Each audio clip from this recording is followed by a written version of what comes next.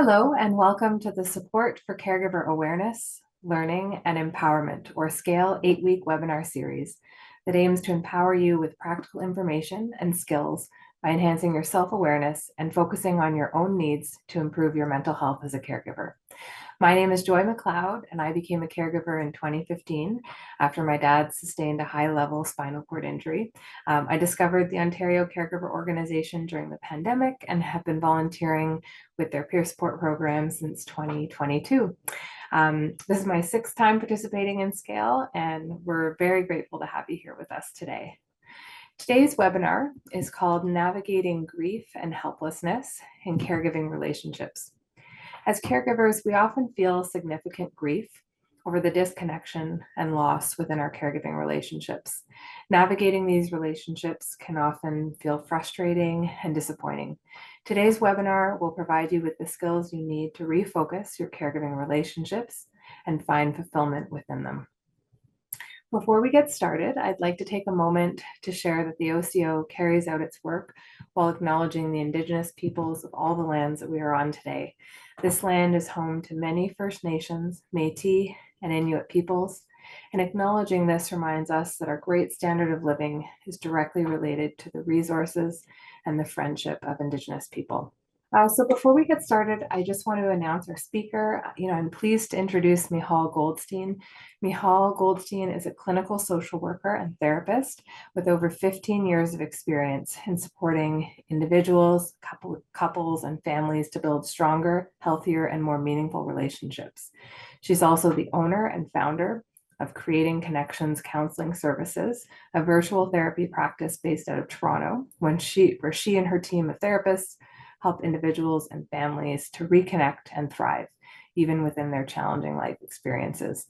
Michal's professional understanding of the impact of caregiving on one's health and well-being and her personal caregiving experiences led her to extensive work with the Ontario Caregiver Organization and fuels her passion to support caregivers in navigating these challenging circumstances. So without further ado, thank you so much for joining us today, and I'll hand it over to Michal. Hi, Joy. Thank you so much. Hi, everyone, and welcome to the fourth week of our webinar series. We've been together for a few weeks now, discussing different caregiving experiences and emotions that come up within our role of caregiving. As Joy shared earlier, we are talking today about grief and helplessness within the caregiving role. It is a very intense and heavy topic, and I appreciate that there will be a lot of what we discuss today will be heavy, and I really encourage you to share in the chat that experience and to reach out for support, to manage some of what might come up for you in today's discussion. Through the SCALE program, we do have the counseling, the group counseling and individual counseling. There are, for the individual counseling, a number of slots actually next Thursday that are still available. So please reach out and schedule something with one of our counselors. After next week, there's also some more availability later on in March, and you can access that counseling either by taking an image of the QR code on the screen right now or by reaching out to us. You'll also have received a link to access the counseling after registering for the webinars, and you can reach out to us or anyone in the OCO to help you with accessing those counseling sessions. In addition to counseling, if you feel that you require immediate support, either at any point in your caregiving role or specifically after our discussion today, please reach out to a crisis helpline. As part of this run of the SCALE series, we have a workbook that's going to be sent to you as well, where there's a number of different resources and activities for you to continue to process some of what we discussed today and continue to work on navigating grief and in your relationship with your care recipient. Throughout the webinar today, you will see this workbook symbol on some of the slides, and that just cues you to the fact that this is something that is also present within the workbook to sort of work through a bit further and see there. So our topic today around grief, there's so much that we wish we could change within our relationship with our care recipient, not just in terms of the relationship, but with their condition overall. Just wanting so much to help them, to make their life easier, more comfortable, but also wanting this illness to not exist in our life as well, right? Illness itself has such an experience of helplessness where we don't have the ability to decide how things progress, and we don't have the ability to stop progression when it happens. This is only compounded by these relational pieces that are present for you as a caregiver. So there's your relationship with your care recipient now, but there was a relationship and relationship dynamics that existed there before you became a caregiver to this person. So we're going to look today at different aspects of grief and mourning as a caregiver. So the loss that you're constantly mourning for in your own life and your relationship with your care recipient. We're going to talk about a number of strategies of strength building to help you refocus in your relationship with yourself and in your relationship with your care recipient. So I want to start today by telling you about Mark. Mark is a 40-year-old single father who's caring for his 17-year-old daughter, Emily, who has a progressive neurological disorder that's slowly eroding her cognitive abilities. Emily was once a bright and cheerful and outgoing teenager, has now become more and more withdrawn and forgetful and irritable as her condition worsens. Mark, as I'm sure many of you can relate to, is just heartbroken as he watches his daughter, who once loved to laugh and spend time with her friends and did really well at school, just become somebody who he barely, recognizes on some of her harder days, and who often doesn't recognize him as well. The deep conversations and the way that they used to joke together has been replaced with a lot of confusion and frustrations and hostility. Emily often lashes out at her father, accusing him of trying to control her life, not understanding her, despite all of his constant care and devotion.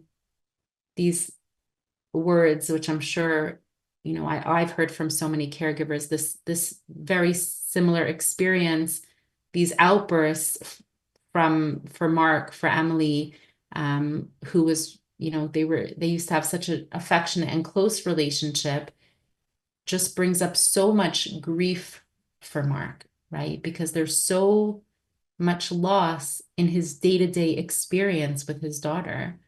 He's mourning the loss both of who she was, her, this vibrant young girl who she was, and also the bond that they shared, and also the reality of what's to come. So there's different aspects of the loss within their relationship. Mark is really struggling now with watching his daughter lose these qualities that once made her who she was, right? And because this decline happens slowly, it's like losing his relationship and his daughter piece by piece by piece, right? And I'm sure that this is something that you as caregivers can relate to in this, this decline and this slow decline and this shifting. And if the decline is fast, but each piece of the decline is meaningful, right? So just to finish up around Mark, he understands that he must continue to care for Emily, right? Because he's the only family member that she has right now. We're the only one who's available right now to care for her, but the grief is bringing up so much animosity in him. It's bringing up so much frustration in him that he has to constantly be engaging with somebody that's causing grief for him, right? That's bringing up that grief for him. So whether you're caring for your child or your parents or your partner or another family member, you may relate to many of what Mark, many of the pieces that Mark is experiencing, grappling with this very unique kind of loss that is caregiver grief. It's not just a grief about your care recipient's illness and knowing, what changes might come for them, but it's grieving, as we said, so many different parts of the day-to-day experience. So what I want to touch on is what makes caregiver grief so complex, right? We talked about these different parts. It's not just about anticipating losing your care recipient. There's small daily losses that are happening for you and that accumulate over time. And you could find yourself grieving the way your care recipient used to communicate with you. And then the next day that changes, right? So while you didn't get to process that grief yet, there could be an additional loss the next day, the next week, the next month that's compounding the whole experience. So I want to share these pieces with you because I want you to understand what's happening for you and how that gets internalized when all of these pieces are happening and I don't have a chance to even catch up with the grief, both because they're happening so consistently and also because I don't have time to even think, right? So the person you care for is changing, so that's that piece of the loss. The dynamic between you is also changing. And you might find yourself feeling very isolated because this connection is slowly slipping away. And you might find yourself very lonely because you're no longer able to connect with this person in the way that you did. If there's nothing else that you get out of the webinar today, I want you to at least know that the grief you are feeling is real and it's valid. You're not mourning the changes in your care recipient only. You're mourning the loss of the relationship as it is today, as it used to be, and as it potentially could have been or you would have wanted it to be in the future. And your grief is a natural response to all of these changes, and it deserves acknowledgement, right? It deserves for you to be able to name that for yourself. And if nothing else, I am naming that today for you.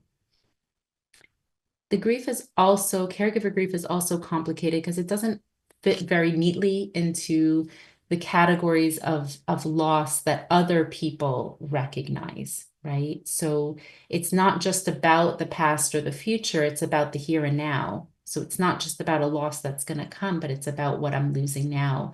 This persistent feeling of pain of watching somebody you love slowly slip away.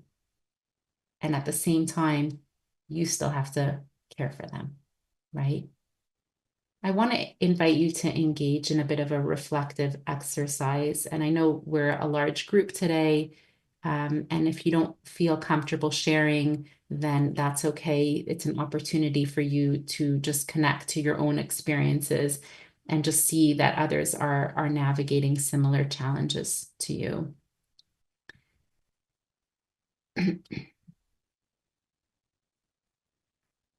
So I want you to think for a moment, and I'm sure there's many examples of this, but I want you to just try to focus on one for now. And I brought up on the screen a question. What is one change within or around your care recipient that has been particularly difficult for you?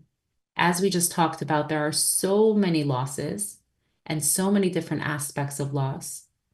But if anyone feels comfortable to share in the chat, if you could just name one piece of that, one of those losses that really, really feels particularly more difficult for you.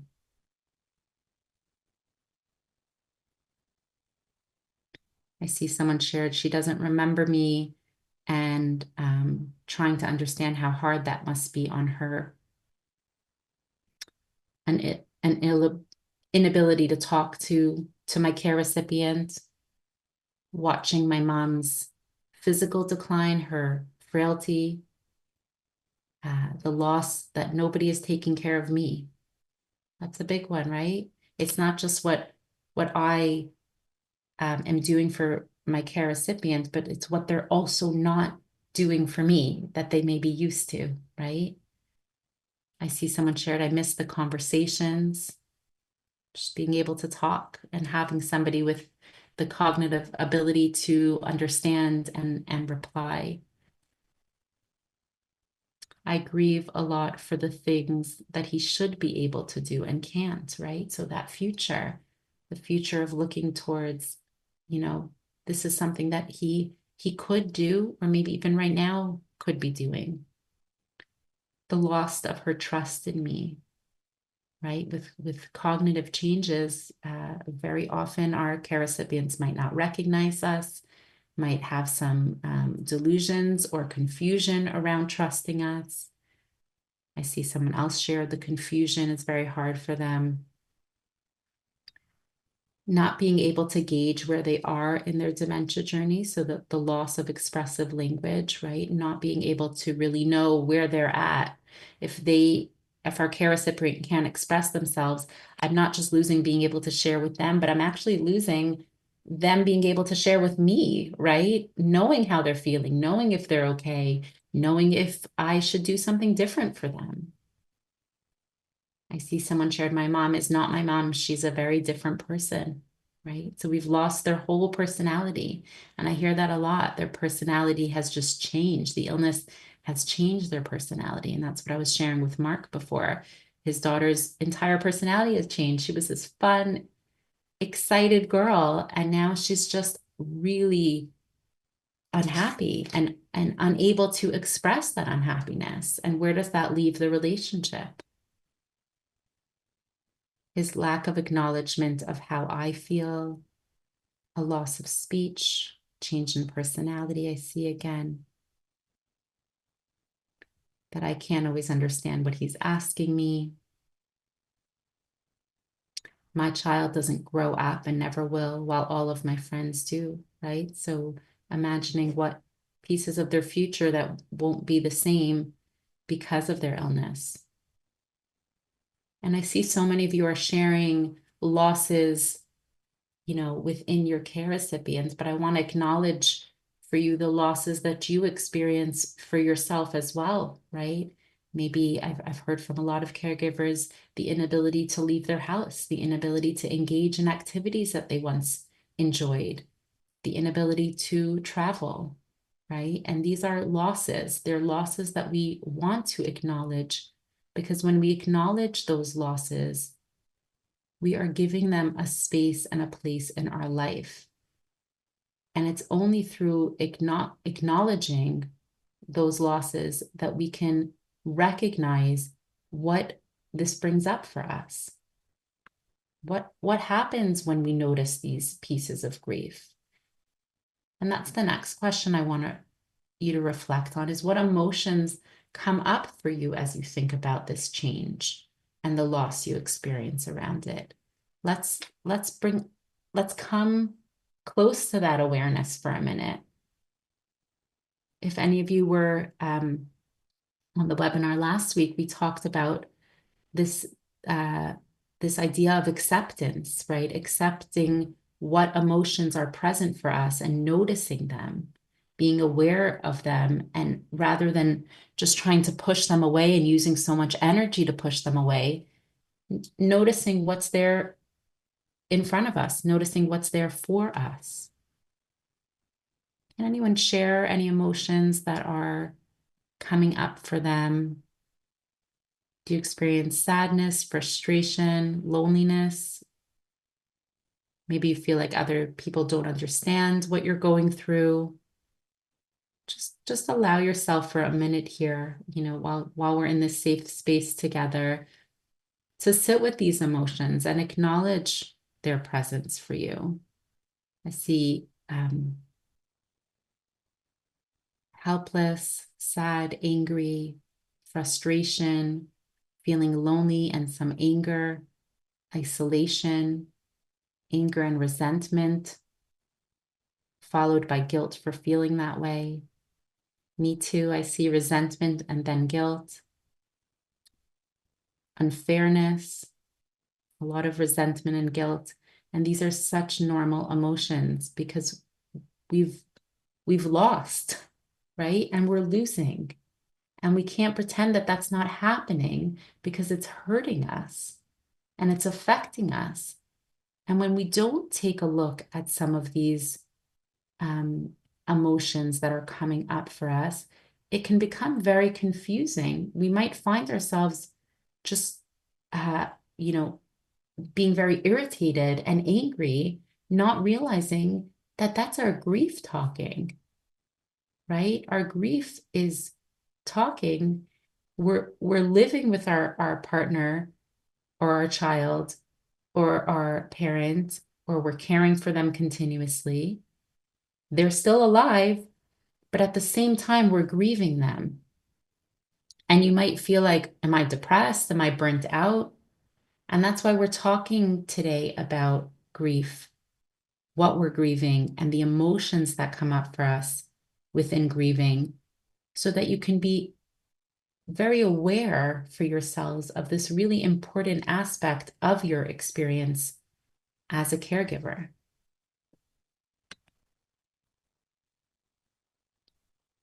Kenneth Doka coined this term disenfranchised grief. I'm not sure if any of you have heard this term before, but it refers to a loss that's not openly acknowledged, socially mourned, or publicly supported. It's essentially grieving something that society doesn't typically relate to as grief, because it's not in the simplest terms to be the loss of somebody as a result of losing somebody to death, right?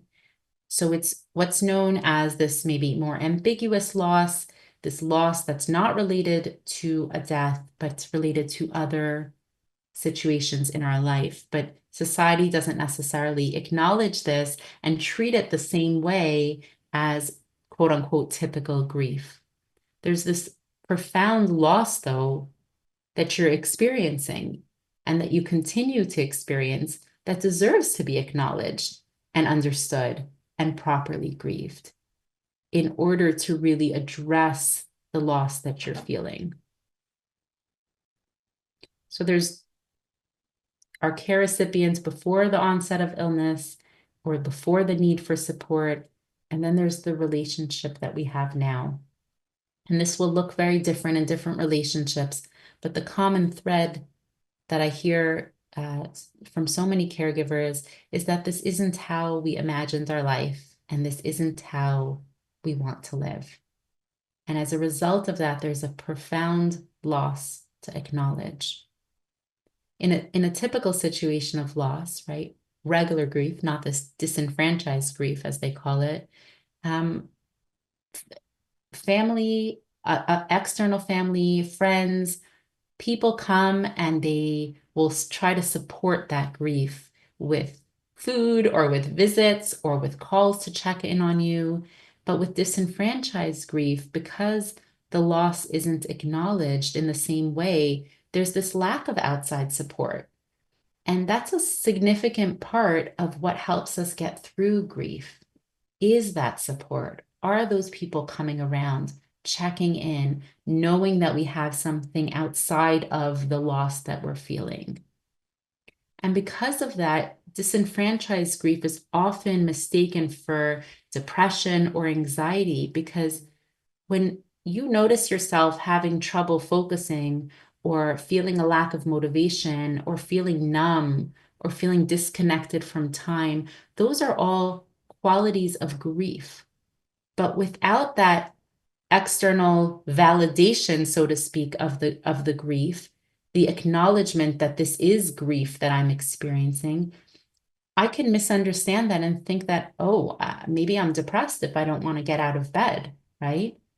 But if your loved one just passed away, it would be, so to speak, understandable if you didn't want to get out of bed, right? You just lost somebody. You should be crying. You should be upset. It should be difficult to engage socially. But your grief, your caregiving grief, needs that same respect. You haven't lost your care recipient to death, but you have lost them to the illness that they have right now. You have lost so many important and meaningful aspects of your relationship that we want to be able to set aside the time and space to grieve that. Because as I said earlier, otherwise it just comes out in different ways, right? If we don't tend to our grief, it just kind of explodes in all different ways of, these things that look like depression, that might look like anger. I might be easily triggered. I might feel numb. I might have difficulty sleeping. And such a big part of that is our grief. So reflecting on this loss that we've experienced allows us to create some space within that grief. I encourage you to journal or to take the time to reflect after the webinar, whenever you have a chance. Also in the workbook that you'll receive after the webinar, there will be some reflection questions and journal prompts that you could use, including the questions that we just asked, that you can use to give yourself space for your grief. And become more aware of the losses that you're experiencing. Now, aside from the emotions having a place to breathe, so to speak, by giving yourself a space to grieve, this gives you more space for what is actually existent within your life. So there's the losses, there's this very immense loss that we want to acknowledge and give space for. But when we give space for that, we actually open up space to create a space for your current relationship with your care recipient. So I want to focus a little bit now on what do we want to do with that space once we create it. So we look at the grief and we give it space and we give it time to process it, to acknowledge it. There's so much that has been lost and we want to give that space like we just did. But there are still aspects of our care recipient that remain. And we don't want to lose out, because there is no space for it, on the opportunity that their presence in our lives can provide us with.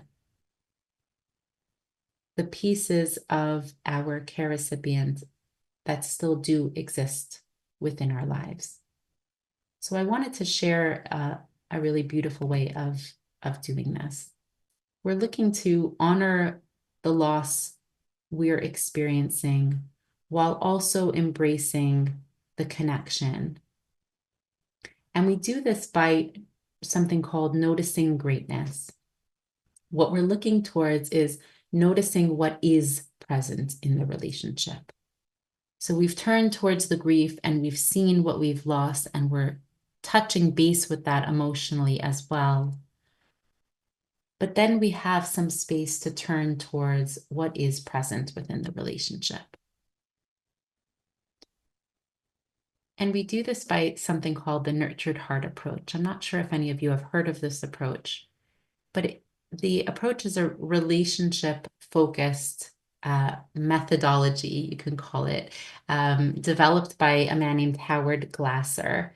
And it's designed to help caregivers, parents, couples, teachers, professionals build strong and positive connections when it's very difficult to. And the methodology was actually born as a result of research done by Mr. Glasser with children who were exhibiting really challenging behaviors.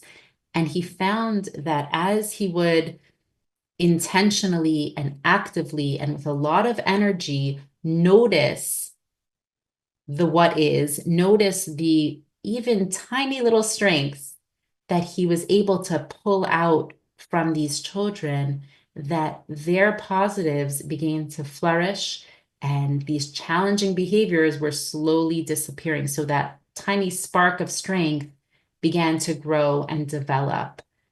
And this approach is now used in a number of different settings, including within the education system primarily, and within other caregiving positions. So it's, I'm bringing this to your attention today because I feel that it's particularly beneficial for caregivers because it's allows us to shift the focus from what's lost to what remains. And when that loss is so large and what remains can be so small, we have to put a specific attention to it in order to have it grow. So when you consistently recognize and affirm these positive aspects of your interactions, no matter how small they are, you're creating a space where both you and your care recipient can experience moments, even if they're small again, some moments of connection, some moments of closeness, some moments of joy. This approach can help you see your care recipient not just through the lens of their illness, which is everything we've just been speaking about, but as a person who still has some strengths and qualities.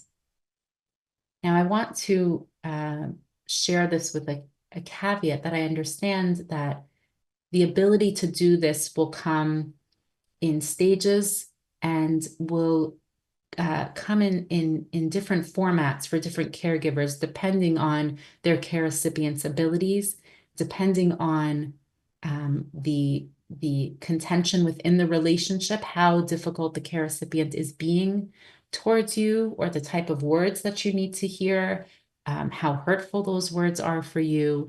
And so, I just want to name that we're looking for the sparks when we can find them. But when that feels really difficult, I want you to know that you can utilize this approach for yourself to find the sparks of greatness and strength within yourself and to allow you to grow those within yourself if using this tool with your care recipient feels too difficult. So in order to develop these skills, I want to start by reflecting by the list of qualities that I've just brought up on the screen. It's a list from the Nurtured Heart approach of what they call emotionally nutritious language, meaning we don't want to just say when we're in an interaction with ourselves or our care recipient, good job, you're being kind. The approach really focuses on energizing positive moments by giving it a lot of focus and energy. Like you're just pouring those dollar bills of energy on this situation and bringing your attention away from the negative interactions when they occur. And how you would use that within yourself is you're focusing on your strengths and not focusing on those moments where you don't feel like you're being your best. So looking at this list, if we can take a moment, I want you to write down for yourself or just keep in mind, if you don't have a pen handy, the qualities that reflect either you can focus on your care recipient. What are some of the qualities that you notice may still exist for them as they stand today?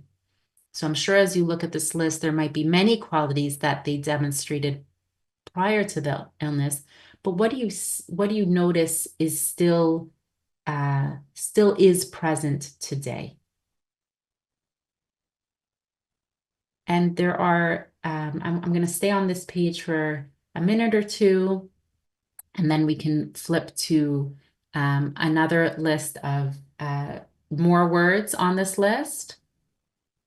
There are 3 slides here, and for any of you that can't do this exercise right now, as you can see, the workbook icon is in the corner here, and all of these terms will be in the workbook as a list. What I like to do, and what I recommend with my clients, is to go through the list and to just circle the ones that you can say, maybe this is present with my care recipient.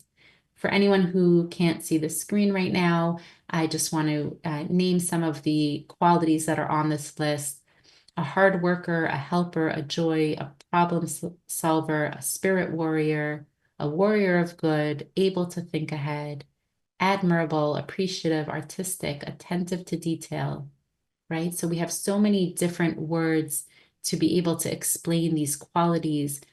And just being able to pick out some of these terms and notice that, maybe some of this aspect of their personality, maybe they are just very, determined, and that's the quality that still is present.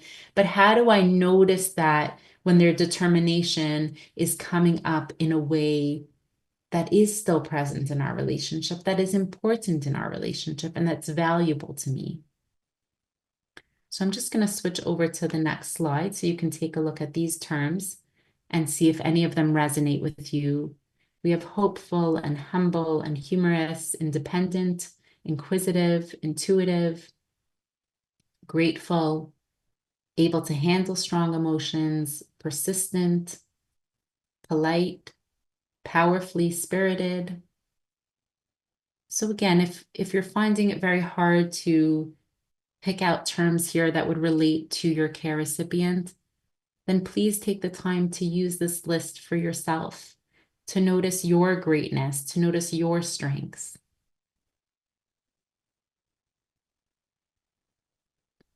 And we're writing down these terms because we're going to take a look in a minute at how the Nurtured Heart approach uses these terms, uses these emotionally nutritious language, as they call them, to actually imbue more positivity into the relationship.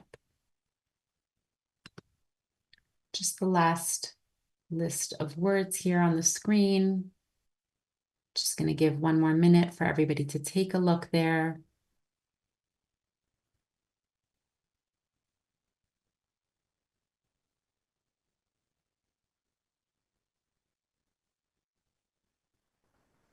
I see someone shared some of their terms here. I'm able to notice their kindness and their sweetness, that they persevere and they're strong. They're a spirit warrior, authentic, determined, energetic. My mom is such a helper, energetic and forgiving. So, for some, it's maybe easier to notice some of these pieces. For some, a bit more challenging, and that's very normal. So the Nurtured Heart approach has 3 stands. Stand 1 is I refuse to energize negativity. Absolutely no. I will not reward negativity with my energy, connection, or my relationship. So that means when you're engaging with your care recipient and they are being nasty or ungrateful, I refuse to give energy to that, right? To that negative energy that's coming my way. I'm not going to give of myself for that, right? But rather, I want to save my energy. Absolutely, yes. I'm going to relentlessly energize my success and others' success. So I'm going to nurture these moments where my care recipient or I show up in these ways of strength that we just listed. And the last stand, which we're going to focus on in a further webinar, is absolutely clear. And that refers to that you're going to set clear limits and clear boundaries, not in an energized way, but just in a clear way. So I'm always going to provide a result to something that I am not energizing because it's not pleasant, inappropriate, right? But I'm not going to energize it. I'm just going to set a boundary with it. And we're going to talk more about boundaries in a further webinar.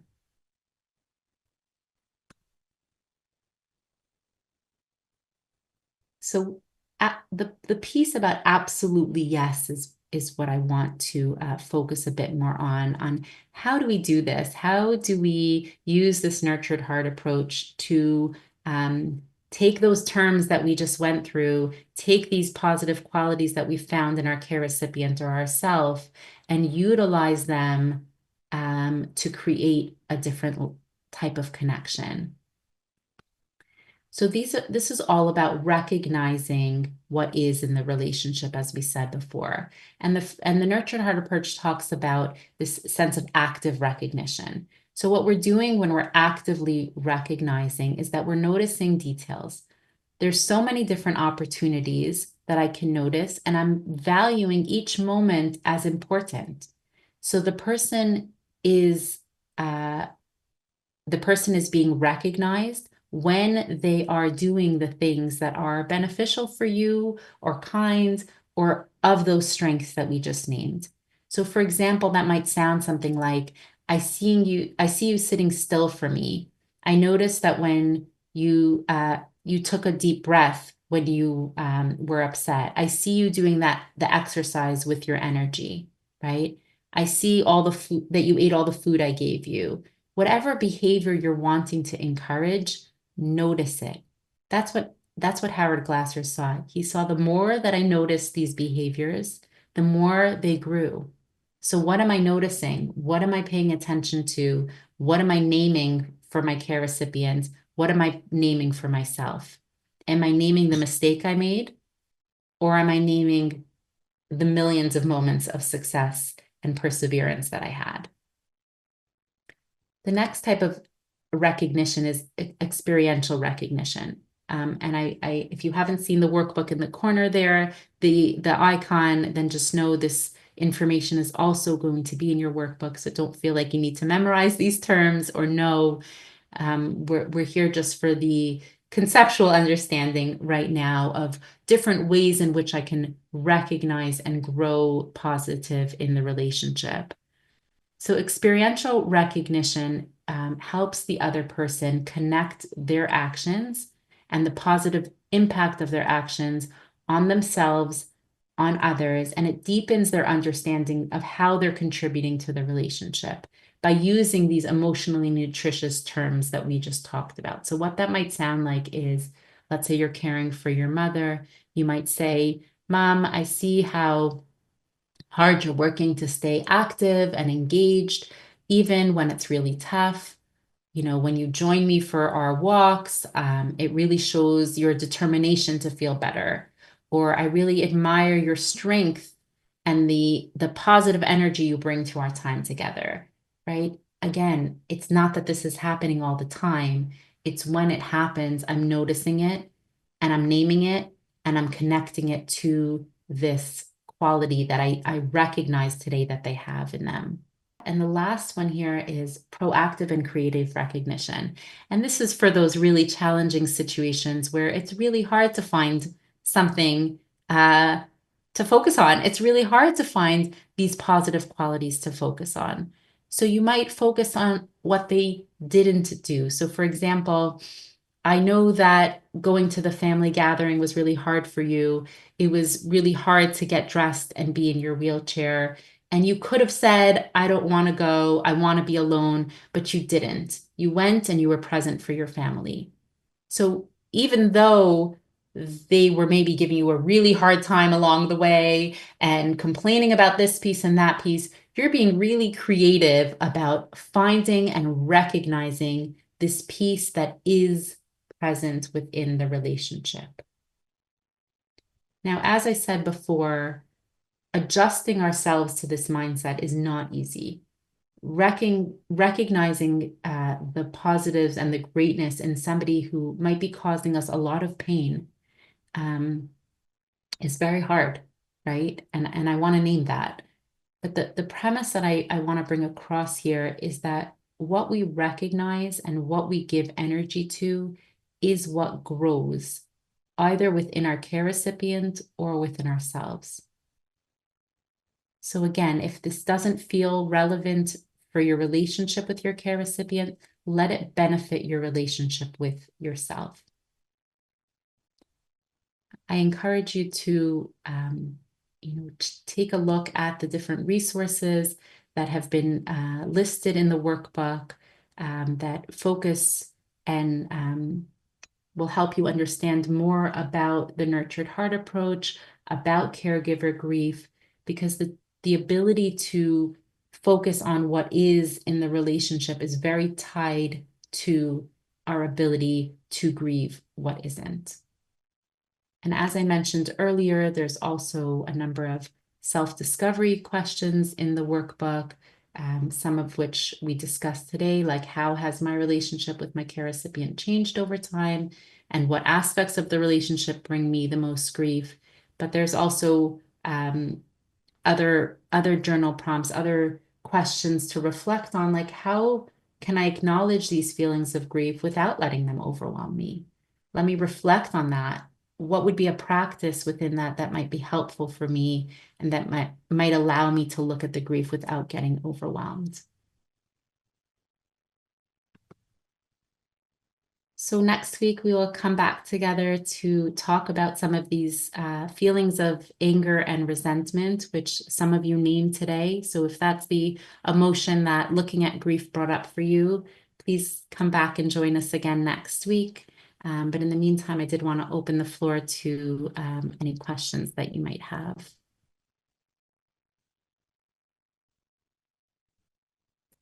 Thank you, Michal.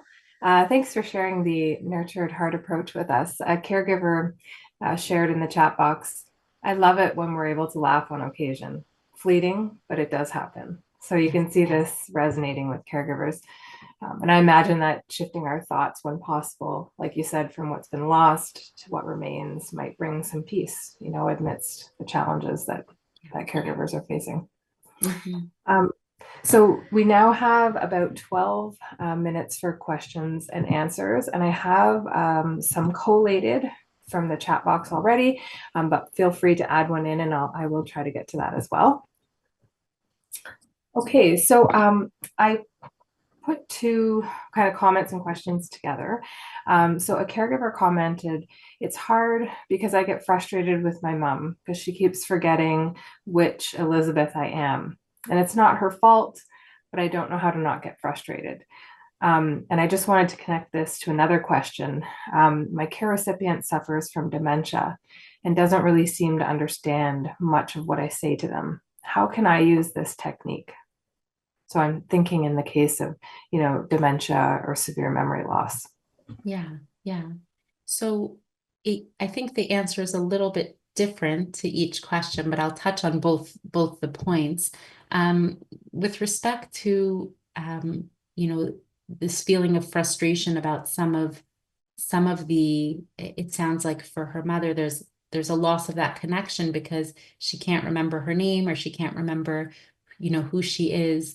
And the first place we need to start is recognizing what that brings up for us, right? We can't get to a place of being able to sit in what is in the relationship if we haven't properly acknowledged the loss, right? Because who am I kidding? Oh, this is great and that's great in the relationship. Well, there's so much that's not, right? And so the first step is really recognizing, what does that feel like for me when my mother, who is, I love and connect to, doesn't remember my name? That hurts. And if we don't acknowledge that that hurts, we don't have any space to look at, well, she still smiles when I walk in the room. There's no space for that because I'm sitting so much in the unrecognized grief, the unnamed grief, right?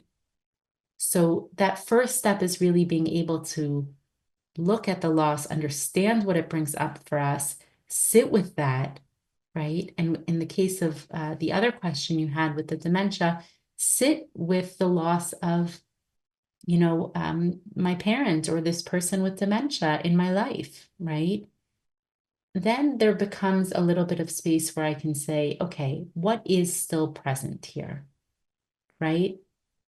Again, it might be tiny. It might just be the fact that she smiles when I come in the room. It might be the fact that we can still laugh together, even about things that she might not fully understand, but we're still able to join in laughter about something. The fact that there's a comfort in our togetherness, right? When we are together, right? So we're not dismissing the tremendous loss. We are not dismissing all the pieces of memory that are so challenging to contend with and all the behaviors that are so challenging to contend with. But we're making space to look at, what is here that I can try to focus more energy into? I hope that answers both of those questions. Yeah, I think that was really well said. Thank you. Another question we got was about this new concept of disenfranchised grief. So I'm wondering if you can elaborate on how disenfranchised grief is maybe similar to or different from the concept of ambiguous loss. And if you have some, if you could maybe provide an example of each. Yeah, so I think they're sort of both pieces of the same puzzle, right? The ambiguous loss, you're saying here there's a loss that's not clear, right? The loss that's not clear then leads to this disenfranchised grief, right? So there's really two pieces of the same puzzle. The concept of disenfranchised grief is just that there is grief that's happening for a person that other people don't acknowledge necessarily as grief, that other people aren't noticing as grief, and therefore has a really hard time settling within us and being managed properly within us, right? Because it's not conceptually thought of as grief, right? And it's only when we name it as such that it actually can take on a different form, right? But for society at large, it's not understood as a real sense of grief, right? An example, another example of disenfranchised grief that's come up recently is the result of COVID for so many people, right? How that's impacted so many different aspects of life, so many different losses in terms of maybe of family events that were missed, relationships that changed as a result of those years, for children in school, the loss of having those primary years to have foundation for reading. There's losses there that have this tone of disenfranchised grief because they're not talked about necessarily enough and understood enough.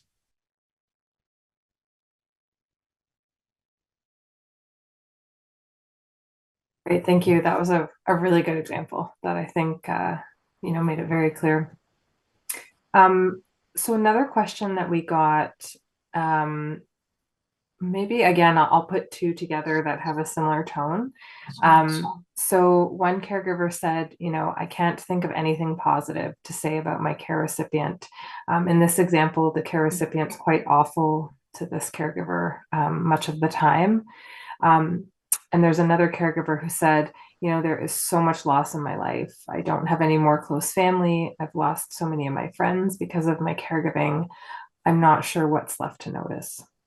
Yeah, and I would say that thank you for putting those two together, because I think and I hope it came across in naming during the webinar that there is a piece of this that is so valuable to use for ourselves, because when we do have this overwhelming sense of loss in our life, what we really need in those moments is to strengthen our connection with ourself, to strengthen a positive connection with ourselves. Because when we are in a place of such intense grief, it can become hard to have a positive relationship internally.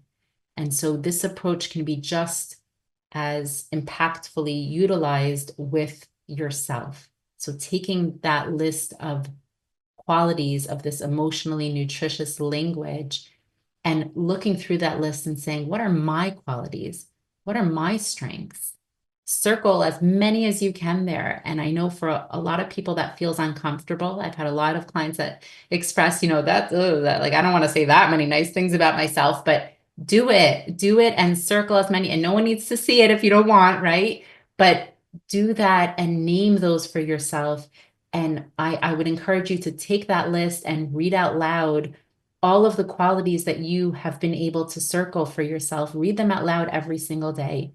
Every morning you wake up and you read that list of strength qualities that you've been able to notice in yourself.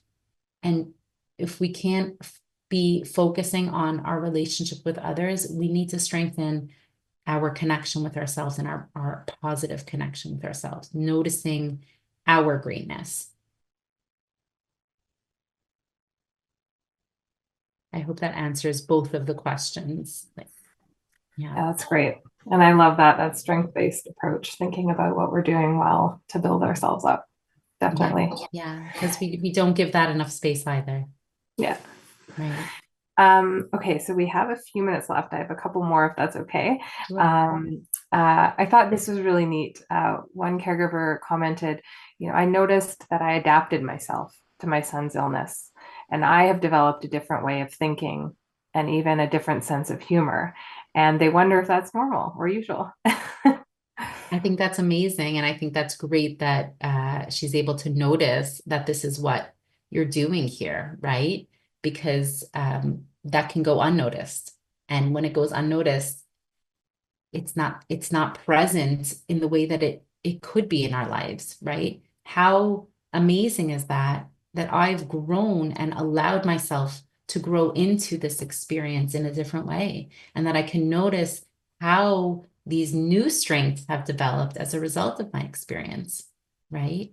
That adaptability, that sense of humor, these are strengths and these are qualities that you have and that you can own, right? They're mine now.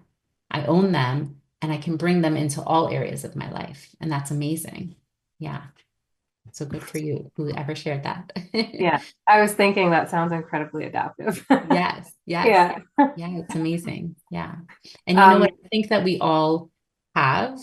I think that as caregivers, we all naturally develop different strengths, right? It's like building a muscle and we're lifting and we're lifting, and we might not even notice that this entire aspect of our personality has developed. So what I'm saying is that I think she's just noticed it, but I think we all have it, right? We've all developed in a different way as a result of our caregiving role. Yeah, absolutely. Thanks for sharing that. Yeah. One other question that just came up is what do you do when people around you are suggesting that you should give away what you have? And so I guess in this caregiver's instance, maybe family and friends are suggesting that the care recipient be placed in long-term care, but they are both happy being together even with the challenges. Yeah. Yeah. It's very hard to block out the background noise, so to speak, right? Both from other people in our lives when the noise, quote unquote, is coming from them in terms of, disagreements or not being happy with our choices, or, having their opinions about what it is. But, we need to introspect for ourselves what's working and what's not working for us, right? And so we can hear other people out and hear their perspective, but then also be really grounded in knowing what my strengths are, what I've got on the table, what I bring to the table, and what I can handle, right? So taking the time to really introspect when, either we're being challenged from within or without, and just notice for ourselves, like, what can I handle? Do I feel okay? Right? We know ourselves the best when we really sit down and give ourselves some time to think about who we are, what strengths we have. We know ourselves the best. Absolutely. That's Yeah. great. A great insight. Well, thank you, Mihal, and thank you to all those who joined us today. We were very happy to have you. Thank you, everyone. See you next week.